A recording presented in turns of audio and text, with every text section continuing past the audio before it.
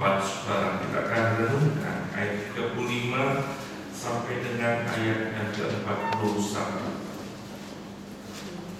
Injil Markus pasal yang keempat, ayat 35 sampai dengan yang ke-41.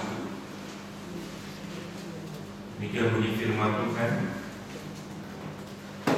Pada hari itu, waktu hari sudah petang, Yesus berkata kepada mereka, "Marilah kita bertolak ke seberang." Mereka meninggalkan orang banyak itu, lalu bertolak dan membawa Yesus beserta dengan mereka dalam perahu di mana Yesus telah duduk, dan perahu-perahu lain juga menyertai Dia. Lalu mengamuklah taufan yang sangat dahsyat, dan ombak menyembur masuk ke dalam perahu, sehingga perahu itu mulai penuh dengan air. Pada waktu itu Yesus sedang tidur di buritan di sebuah tilam. Maka murid-muridnya membangunkan Dia dan berkata kepadanya, "Guru, Engkau tidak peduli kalau kita binasa?" Ia pun bangun menghardik angin itu dan berkata kepada danau itu, "Diam, tenanglah." Lalu angin itu reda dan danau itu pun menjadi teduh sekali. Lalu Ia berkata kepada mereka, "Mengapa kamu begitu takut? Mengapa kamu tidak percaya?" Mereka menjadi sangat takut dan berkata seorang kepada yang lain, "Siapa gerangan orang ini sehingga angin dan danau pun taat kepadanya?" Demikianlah Injil Tuhan kita Yesus Kristus. Yang berbahagia ialah mereka yang mendengarkan firman Allah dan yang memeliharanya. Haleluya.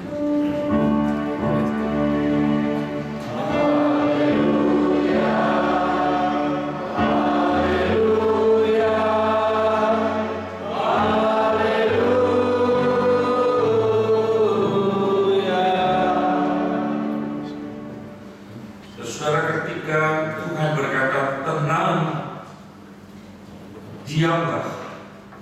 Saudara, dikatakan murid-murid yang menjadi sangat takut. Lalu berkata seorang kepada yang lainnya, "Siapakah gerangan orang ini sehingga angin dan danau pun taat kepadanya?" Who is this? Sebuah pertanyaan yang ditujukan oleh murid-muridnya kepada Tuhan Yesus. Tahu saudara-saudara, dalam NIV Injil Matius berkata, "What kind of man is this?" Jenis manusia seperti apa dia itu, sampai danau pun dikatakan tunduk kepadanya. Saudara-saudara, aku yang berkasih dalam Tuhan, sebuah kalimat tentu dimaknai oleh konteksnya, tetapi juga saudara-saudara, tentu juga siapa yang berbicara. Saudara-saudara, akan berbeda. Saudara-saudara, kita tidak akan mendapatkan kecaman seperti Presiden Jokowi kalau kita berkata Insinyur Soekarno lahir di Blitar. Tapi saudara-saudara, ketika Presiden mengatakan Insinyur Soekarno lahir di Blitar, sudah tentu banyak sekali orang-orang mengecam dan berkata, "Masa seorang presiden tidak tahu?" Soekarno lahir bukan di Blitar, di Surabaya. Tapi saudara-saudara, kalau kita ditanya Soekarno lahir di mana, saudara, kalau kita berkata Soekarno lahir di Blitar, orang bilang ya maklum. Begitu.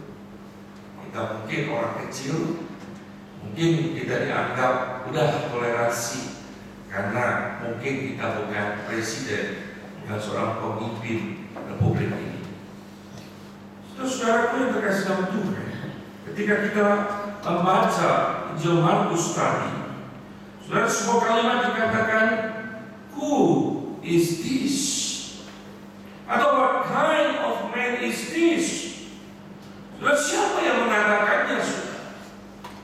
Saudara, ini bukan orang biasa yang mengatakannya, bukanlah orang-orang yang tidak kenal Tuhan. Tapi kita berkata, saudara-saudara, bahwa mereka adalah murid-murid Tuhan Yesus. Mereka adalah orang yang berada di ring saudara pertama, orang yang sangat dekat dengan Tuhan. Bahkan sebelum ayat 35 kita baca tadi, saudara, Di dalam ayat 33 sampai 34, di situ ada sebuah kalimat yang luar biasa dikatakan dalam banyak perumpamaan yang semacam itu. Tuhan Yesus memberitakan firman kepada mereka sesuai dengan pengertian mereka. Dan tanpa perumpamaan yang tidak berkata-kata kepada mereka. Tetapi saudara perhatikan, kepada murid-muridnya ia menguraikan segala sesuatu secara tersendiri. Tetapi kepada murid-muridnya ia menjelaskan kebenaran Tuhan, ia menjelaskan firman Tuhan secara tersendiri. Saudara, NIV berkata bahwa he explaining everything, saudara, kepada murid-muridnya. Seharusnya saudara berarti murid-muridnya tahu lebih banyak daripada saudara-saudara orang lain. Mereka harusnya mengerti lebih dalam daripada orang lain, saudara. Dan Tuhan Yesus menguraikan segala sesuatu secara tersendiri kepada mereka.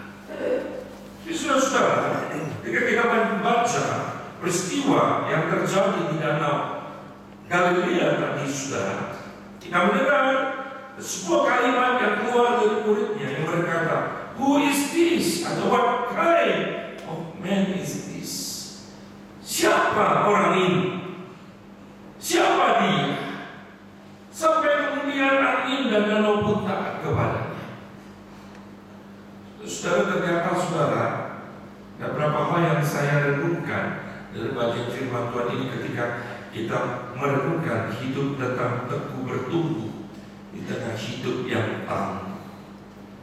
So, yang pertama, ternyata iman kita itu sangat bagus. Iman saudara dan saya sangat fragile. Saudara, tidak ada sesuatu pun dalam hidup kita yang kita punya itu kecuali diberikan oleh Tuhan. Tidak ada, saudara. Apa yang kita miliki sekarang itu adalah pemberian Tuhan, termasuk iman, saudara. Namun saudara-saudara, iman yang diberikan itu karuniakan Tuhan kepada kita tidak otomatis dan langsung standing firm. Dia langsung kuat, dia langsung kokoh. Seringkali saudara-saudara, iman itu goyah di tengah kesulitan dan pergumulan hidup. Saudara, kita memberikan contoh kepada kita secara gamblang banyak sekali tokoh-tokoh Alkitab. Mereka yang ketika kita lihat luar biasa, ternyata orang-orang yang juga memiliki iman yang lemah. Namun mereka bersandar pada anugerah Tuhan sehingga mampu bertahan menghadapi berbagai pergumulan kesulitan hidup yang menghimpit mereka. Saudara, saya percaya bahwa keselamatan ini adalah anugerah Tuhan, semata-mata karena kasih karunia Tuhan. Nah, maka iman itu pun saudara adalah pemberian, adalah karunia Tuhan. So itu sebabnya di dalam menjalani hidup ini saudara, menjalani keselamatan yang Tuhan berikan kepada kita. Sudah tentunya saudara-saudara, dulu saya memahami kita bisa, artinya terus mengejar Tuhan, pursuit ya, kita mengejar Tuhan. Tapi di dalam realitanya saudara-saudara, sesungguhnya kita itu tidak mengejar Tuhan. Tapi justru saya memahami Tuhanlah yang mengejar kita, Tuhanlah yang mencari kita. Saudara-saudara, bukan Allah yang menjauh dari kehidupan kita, tapi kita sesungguhnya yang menjauh dari Tuhan. Saudara, hari ini secara jujur kalau kita merenungkan, saya tidak tahu berapa lama saudara sudah percaya kepada Tuhan. Saudara, sudah sekian puluh tahun saya percaya Tuhan dan melayani Tuhan. Dan hari ini saya berpikir kalau bisa bertahan, saudara, semata-mata karena belas kasihan Tuhan. Bukan karena saya hebat, bukan karena kita kuat, bukan karena iman kita kokoh luar biasa lebih hebat daripada orang lain. Lalu kita berkata orang lain yang di tengah jalan mulai goyah dan mulai meninggalkan Tuhan, lalu kita berkata kepada mereka, wah dasar orang ini spiritualitasnya jelek sekali. Saudara, saya ingin kita bersama-sama kita buka Mazmur 139. Sudah ketika kita baca Mazmur 139 ayat 7 sampai 12, Saya ingin bacakan buat saudara-saudara. Saudara, dalam Mazmur ini apa yang dikatakan oleh Daud, saudara? Daud ternyata memahami betapa fragile-nya hidup dia, dan betapa imannya itu lemah, jadi butuh Tuhan, saudara. Dia berkata demikian, saudara. Mazmur 139 mulai ayat yang ke-7. Kemana aku dapat pergi menjauhi rohmu? Kemana aku dapat lari dari hadapanmu? Jika aku mendaki ke langit, engkau di sana. Jika aku menaruh tempat tidurku di dunia orang mati, di situ pun engkau. Jika aku terbang dengan sayap fajar dan membuat kediaman di ujung laut, juga di sana tanganmu akan menuntun aku, dan tangan kananmu memegang aku. Jika aku berkata biarlah kegelapan saja melingkupi aku, dan terang sekelilingku menjadi malam, maka kegelapan pun tidak menggelapkan bagimu, dan malam menjadi terang seperti siang, kegelapan sama seperti terang. Kemana aku dapat pergi menjauhi rohmu? Kemana aku dapat lari dari hadapanmu? Saudara-saudara, ini merupakan sebuah pengakuan yang jujur dari pemazmur. Kemana dia bisa pergi jauh dari Tuhan? Ketika dia mendaki ke langit, Tuhan ada di sana. Ketika dia menaruh tempat tidur di dunia orang mati, di situ pun Tuhan hadir. Di situ pun Tuhan ada. Di situ pun Tuhan tidak pernah membiarkan. Justru pemazmur di dalam kelemahannya dan dia tergeletak, tapi Tuhan menopang dan menyertai dia. Saudara, orang Farisi atau ahli Taurat, saudara, mereka tidak pernah, saudara, memberikan tempat bagi kelemahan secara rohani. Saudara, mereka mengajarkan sebuah spiritualitas yang sama. Itulah agama, saudara, yang memberikan tempat kelemahan pada manusia. Tetapi faktanya manusia lemah, bukan? Dan manusia itu tidak pernah kuat kalau tidak pernah ditopang oleh anugerah. Saudara, Allah tidak pernah, saudara, menjanjikan bahwa hidup ini tanpa masalah dan kesulitan.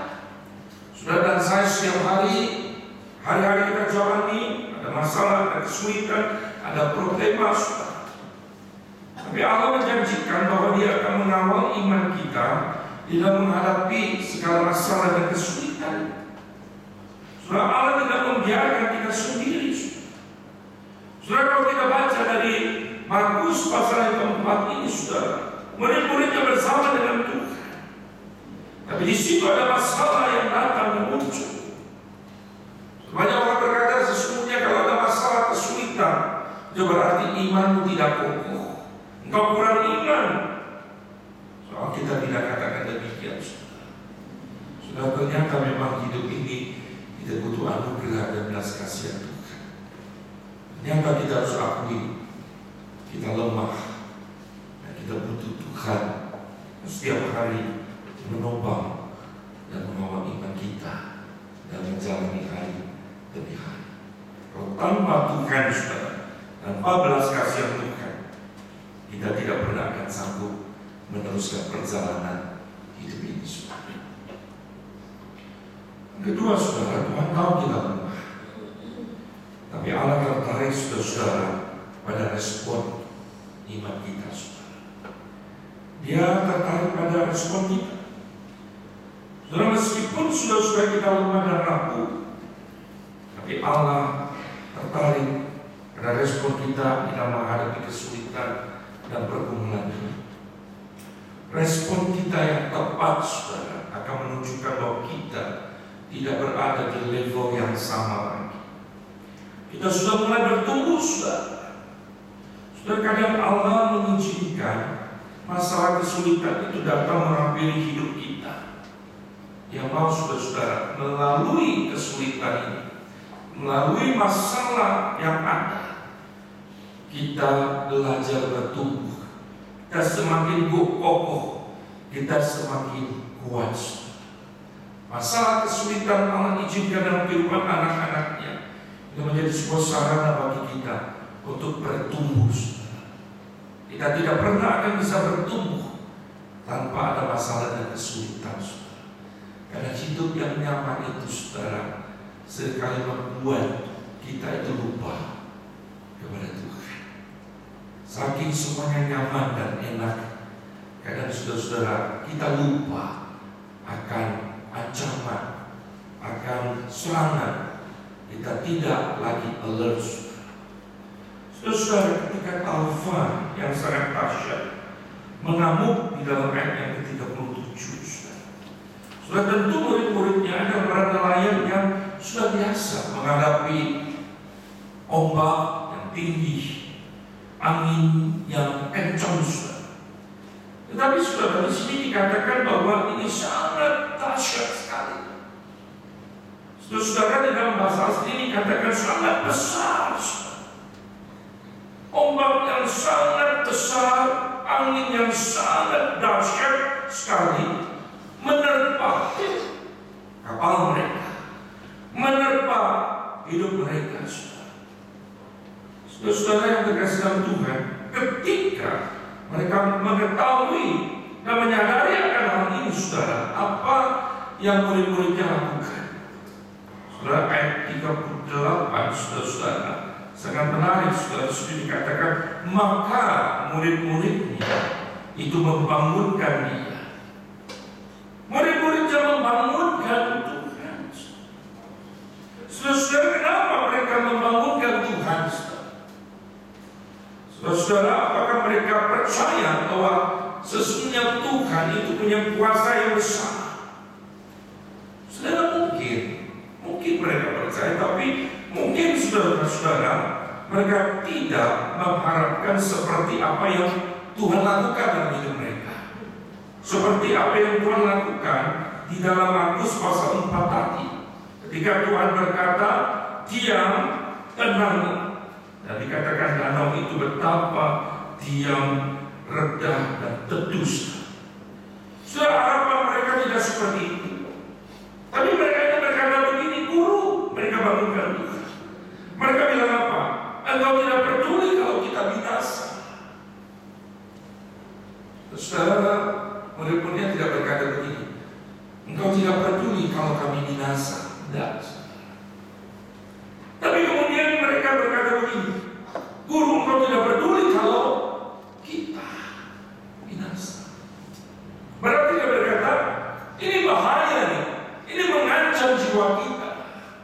Badai ini tidak main-main. Kita akan binasa. Kita berakhir. Saya, tentu guru juga akan binasa. Saudara-saudara, mereka termasuk orang yang cukup tidak egois, saudara. Mereka peduli kepada Tuhan. Tapi kemudian saudara-saudara yang dikasihkan Tuhan, apa yang terjadi? Tuhan bangkit, Tuhan bangun, kalau Tuhan menghadik dan teduskan. Itu sebabnya mereka ketika menyaksikan itu kaget. Siapa gerangan orang ini? Siapa dia? Jadi mereka berpikir mungkin Tuhan tidak melakukan seperti itu, guru tidak melakukan seperti ini kan? Dan mereka tidak berpikir guru bisa. Karena seperti itu.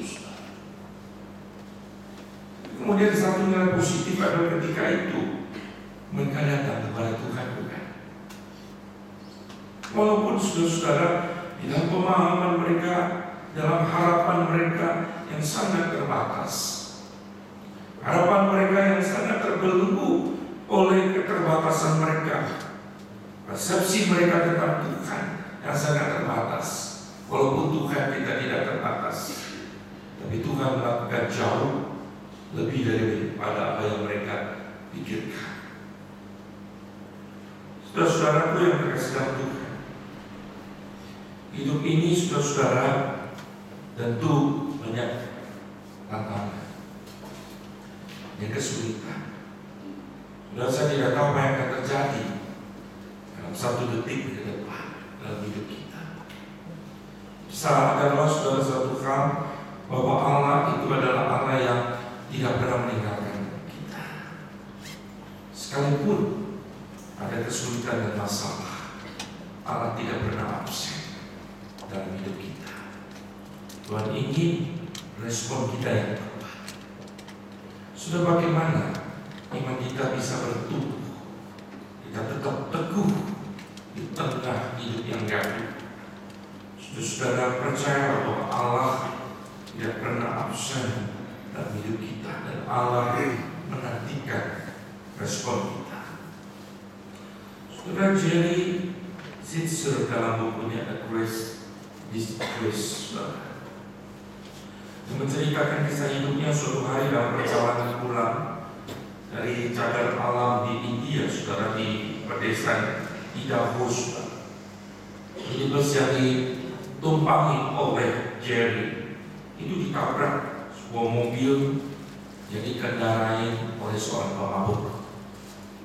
Dalam kecelakaan itu istrinya yang namanya Linda meninggal.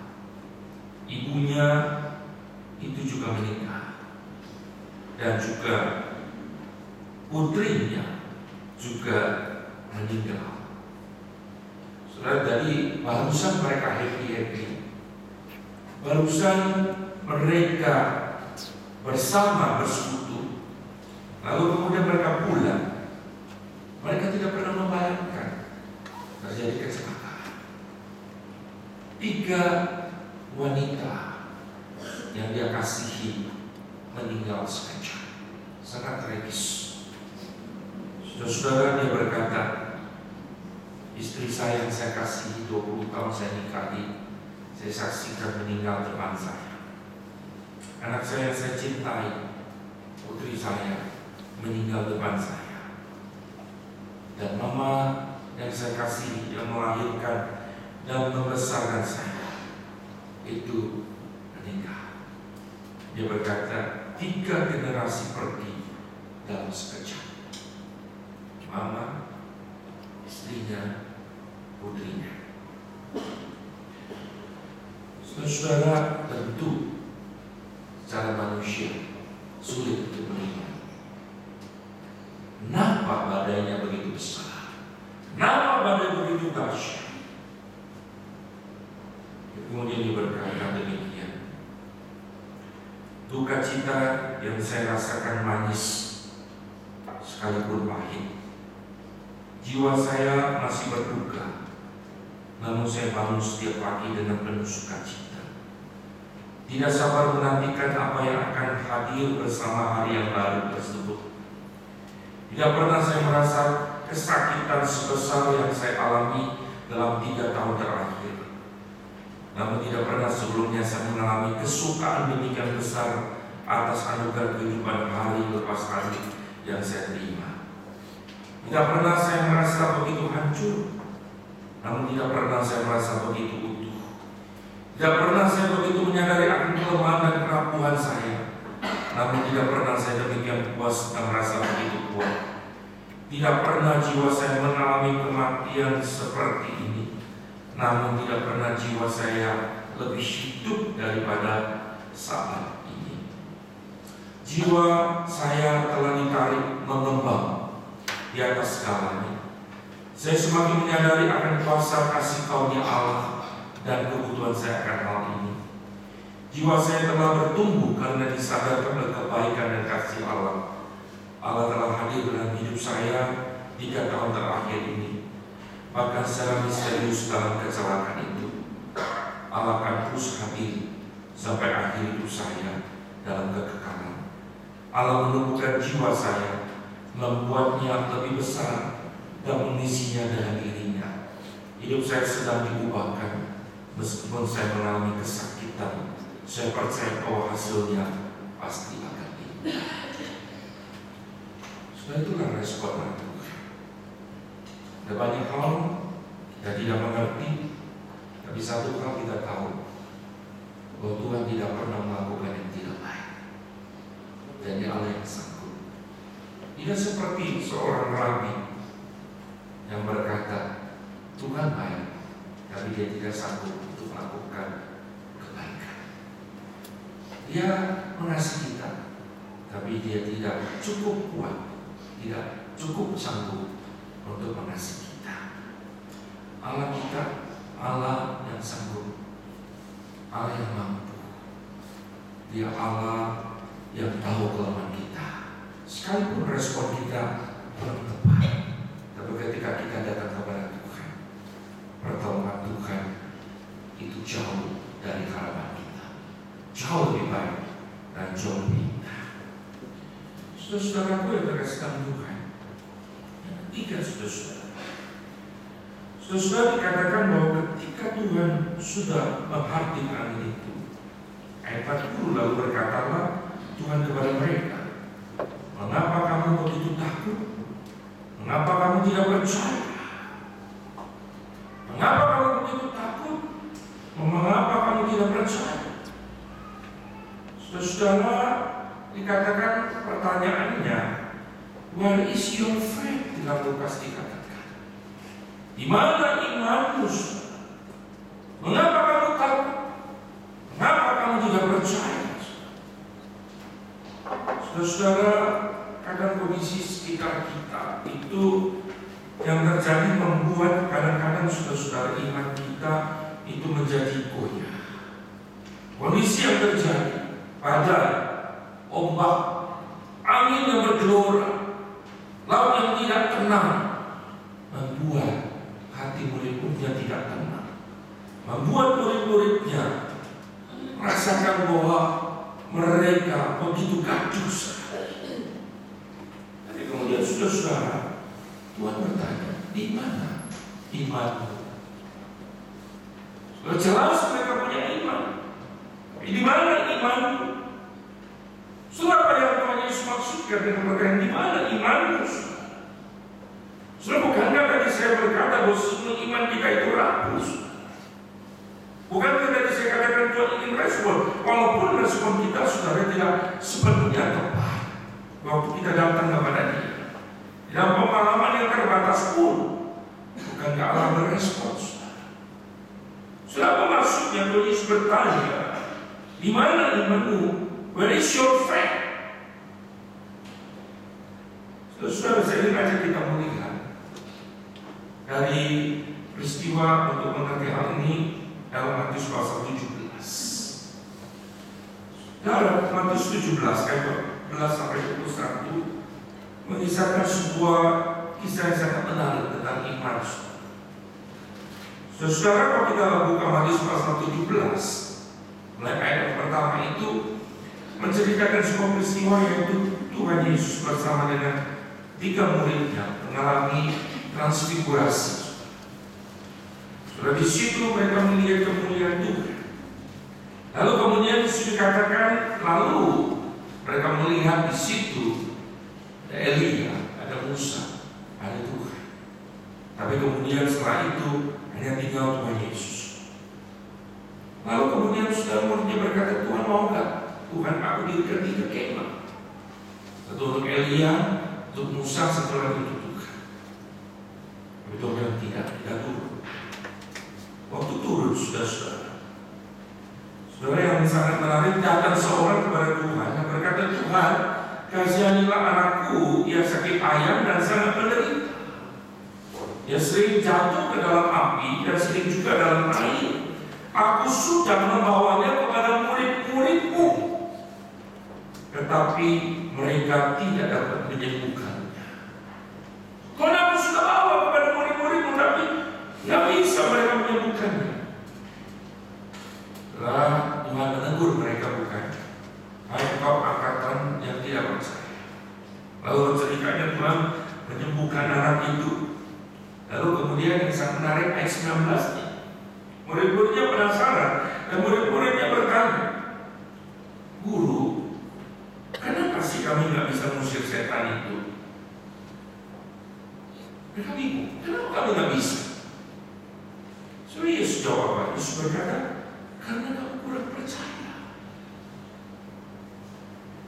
Saudara, dikatakan apa saja, you have so little faith. Karena kamu kurang percaya. Sampai di sini sudah saya ajak kita untuk berhenti sejenak. Bukankah kita seringkali mendengar ketika kesulitan dan masalah sakit penyakit dalam kehidupan kita muncul saudara, lalu kemudian kita mendengar pendeta bahkan Mungkin ada pemimpin umat yang berkata, kamu kurang iman sih. Imanmu kecil, imanmu harus besar. Ya, Tuhan Yesus sudah berkata, why? Ya, you so little faith. Imanmu itu betapa kecilnya. Kamu kurang percaya dalam ayat dan firman. Tapi sudah jangan lupa ayat berikutnya. Yesus berkata begini, sesungguhnya sekiranya kamu mempunyai iman sebesar biji sesawi, kamu dapat berkata kepada gunung ini, pindah dari tempat ini ke sana, maka gunung ini akan pindah dan takkan ada yang mustahil bagimu. Sesungguhnya sekiranya kamu mempunyai iman sebesar biji sesawi. Kalau kamu mempunyai iman, if you have faith as small as a mustard seed, kalau kamu punya iman sekecil biji sesawi, tadi dibilang imanmu itu kecil, sedikit, little, tapi ini kemudian small. Sudah pakai ini kontradiksi. Apa maksud Tuhan? Saudara kalau mengerti ini, sudah memahami apa yang saya katakan, ternyata iman itu dikaruniakan Tuhan dan iman kita itu ragu. Artinya apa, saudara? Saudara, di sini bukan kontradiksi, tapi di sini waktu Yesus berkata, kamu punya iman sebesar biji sesawi. Waktu Tuhan berkata, kamu kurang iman, bukan berarti sudah Tuhan bilang, kalau kamu punya iman besar, kamu bisa mengalahkan segalanya. Bukan, bukan seperti itu pemahamannya. Di sini bukan bicara size iman, tapi di sini size Tuhan. Dengan kata lain, saudara, kalau saya terapkan di dalam Markus pasal 4, ketika Tuhan bertanya, mengapa kamu tidak percaya? Artinya apa, saudara? Saudara, artinya adalah seberapa size Tuhan dalam hidupmu.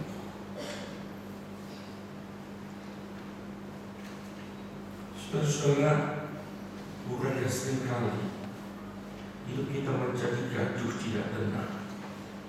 Karena ternyata dalam hidup kita size Tuhan betapa kecilnya. Murid-murid Tuhan, saudara-saudara, dan melihat Tuhan sebagaimana Dia adalah Tuhan. Mereka memahami Tuhan, kita binasa. Kita binasa dan Kau tidak peduli. Saudara, pada pagi ini saya ingin ajak kita bersama-sama. Kita bicara hidup ini gaduh, bagaimana iman kita bisa bertumbuh, bagaimana kita tetap bisa bertahan. Berarti saudara-saudara, kita semua berbesar Tuhan dalam hidup kita. Dia harus semakin besar dan aku harus semakin kecil. Saya menutup saudara dengan sebuah kisah yang nyata dalam kehidupan jemaat kami. Jemaat sudah menikah, sudah lama, dan merindukan anak. Mereka sudah pergi dari tahun, berusaha ke Malaysia, Singapura, Australia, Thailand. Saudara tidak berhasil. Tapi kemudian saya berkata, saya doa nantikan waktu Tuhan. Jangan terlalu gaduh istilahnya. Ya, tenang. Be still and know that I am God. Itu Tuhan kata. Kalau Tuhan mau beri, Tuhan pasti kasih. Saya cerita seperti saya sudah nantikan sekian tahun sampai waktunya Tuhan pasti kasih. Hanya betul saudara, istrinya hamil waktu usia 49 tahun. Di sini ada Dr. Dewi tahu kalau seorang wanita sudah 49 tahun bagaimana saudara belum pernah hamil lalu hamil. Saudara, saya sangat senang sekali bersyukur. Saya bilang, Tuhan terima kasih. Dan sangat senang sekali. Lalu saya berdoa, Tuhan tolong jaga bayinya sampai 9 bulan lahir. Betul, 9 bulan lahir putra. Wah, saya bilang, Tuhan terima kasih. Dan lihat lahir lengkap semuanya. Biasa kalau lahir dia lihat, wah semua lengkap, komplit. Bonusnya kayak papanya, senang makanya sudah. Terus saudara, tapi kemudian 2 hari dinyatakan ternyata anak ini bocor. Lalu karena kesulitan masalah terjadi, mereka bergumul dan bertanya tidak mungkin bawa anaknya ke luar negeri karena belum punya paspor. Atau lahir saja belum punya. Lalu kemudian ketemu satu profesor dan dikatakan segera operasi. Segera operasi, dia berdoa, selesai. Lalu kemudian dokter mengatakan baik. Lalu kemudian masuk ruang ICU, saudara dirawat 2 hari. Kemudian tengah malam, saya tidak pernah matikan handphone saudara. Saya kadang silent atau getar. Tiba-tiba kalau cuma telepon jam 3, dada saya pasti kemudian deg-degan. Kalau telepon jam begitu, pasti ada masalah, lagi ribut, lagi berantem, ada kematian. Terus saudara, saya angkat telepon, lalu dia bilang begini, "Musuh tolong doakan Christopher dalam keadaan kondisi kritis." Anaknya laki-laki namanya Christopher. Saudara, saya kaget. Saya langsung berlutut. Saudara, saya langsung berdoa pada Tuhan. Dan saya bilang sama Tuhan, Tuhan jangan ambil anak itu. Tuhan udah kasih. Tuhan tolong, sebab punggung bobonya, jadi papa mama dari kedua orang tuanya ini belum percaya Tuhan. Biar mereka lihat Tuhan itu Tuhan besar dan mereka percaya kepada-Nya. Saya berdoa, Tuhan tolong jangan ambil. Setelah setengah jam kemudian saya tidur, tidak tenang. Sampai pagi kira kurang lebih jam 6 saya telepon, saya pergi ke rumah sakit, katanya sudah membaik. Penyerapan oksigennya sudah baik, sudah 90% dan sebagainya. Wah, saya happy, Tuhan terima kasih. Tapi kemudian beberapa hari kemudian saya ditelepon. Dia bilang, musuh Christopher sudah tidak ada. Saya marah sudah. Waktu saya lagi nyetir di Kelapa Gading untuk rumah sakit Mitra Kemayoran, saya bilang, Tuhan, it's not fair. Tuhan, kenapa Tuhan kasih 9 bulan lalu Tuhan ambil, lebih baik Tuhan gak usah kasih. Kenapa Tuhan harus ambil? Gak usah kasih, lebih baik. Tapi kemudian sudah waktu saya masuk ke ruang ICU, saya lihat mamanya gendong anak ini yang sudah mati. Lalu dia berkata begini sambil nangis, Christopher, mama bangga bisa mengandung kamu, maka bisa pelihara kamu 9 bulan dan 10 hari waktu kau lahir di dunia ini bersama mama. Mama gak marah sama Tuhan, mama tidak kecewa. Tuhan Yesus itu baik. Christopher jangan dulu, nanti mama suruh. Saudara, saya nangis. Dan saya bilang, Tuhan,